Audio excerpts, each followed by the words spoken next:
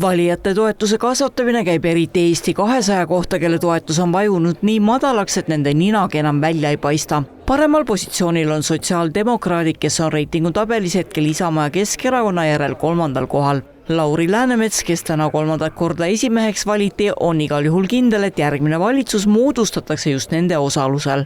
Kui keegi suudab täna pakkuda konkurentsi konservatiividele, populistlikele erakondadele, kus on Isamaa, siis need on sotsiaaldemokraadid. Ja seal on lihtne põhjus, et väga paljud inimesed on läinud Isamaad valima selle pärast, mida Reformierakond on teinud.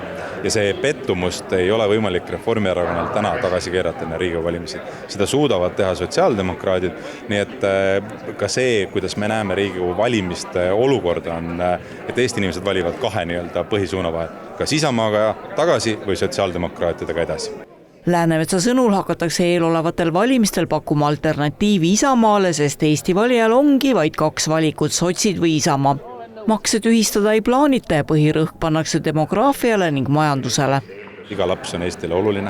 Ei ole tähtis, kas peres on 1, 2 või mitu last, kui suur on pere või kus kohas ta Eestis elab. Et kui me lastega ja nende heaoluga ei tegele, siis tegelikult lõpuks sünnib ka neid vähem. Teine punkt on siis kindlasti majandus. Et majandus läbi energeetika, majandus läbi siis võimekuse tõsta nagu see meil tootmisvõimekust on ju, lisandväärtust ja loomulikult ka majanduses panus sellesse, et oleks võimalik maapiirkondadesse neid töökohti luua. Et kui täna ettevõtja hakkab investeeringuid tegema, kõik asjad on soodsamad Harjumaal. Et me peame need piirangud maha võtma, et töökohti tekiks ka nagu üle Eesti. Üllatada ei suutnud ka Eesti 200, kes valis esimeheks tagasi Kristina Kallase. See, et Eesti 200 reiting on olematu, vähemasti Kallast ei morjenda. Kui vahepeal kõlas jutt, et Eesti 200 ei plaani kehva toetuse tõttu valimistel osaleda, siis selle jutu lükkas Kallas kindlalt ümber. Reitingud meil muidugi valimisi ei tee, demokraatlikus süsteemis see, mis vahepeal mõõdavad reitingufirmad, see on tore informatsioon, reaalne situatsioon on see, mis toimub valimiskastide juures.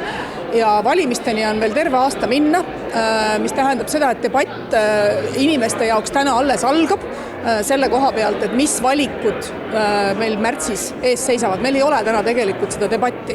Meil on eilse päeva otsuste debatt käimas, aga see, mis hakkab tulevik ette toob ja millise suuna Eesti võtma peab, need debatid tulevad alles, algavad praegu pihta ja ma arvan, et valijad võivad meile väga suureks üllatuseks märtsikuus teha sootuks teistsuguseid otsuseid. No, aga mis ikkagi täna on siis Eesti 200 trumbid, et mis te lauale panete? Me oleme valitsuserakond, me oleme väga kindlalt seisnud selle eest, et väga kriitilistel ja keerulistel aegadel Eestil oleks stabiilne valitsus. Me ei astu välja, me ei kõnni minema, me ei pauguta uksi, sest kui valija on andnud teile mandaadi valitsemiseks, siis see valitsusmandaati tuleb sellesse väga täie tõsidusega suhtuda. Eesti 200 lubab edasi võidelda selle eest, et Eesti oleks Euroopa riikide tuumikus ja ei oleks väike kuri ääremaal asuv riik. Kas neil ka kunagi veel valitsuse asja on ja kas rahvas veel nende pikka plaani usub, seda lubab Kallas hinnata ikka siis, kui valija juba sedelit kasti laskmas on.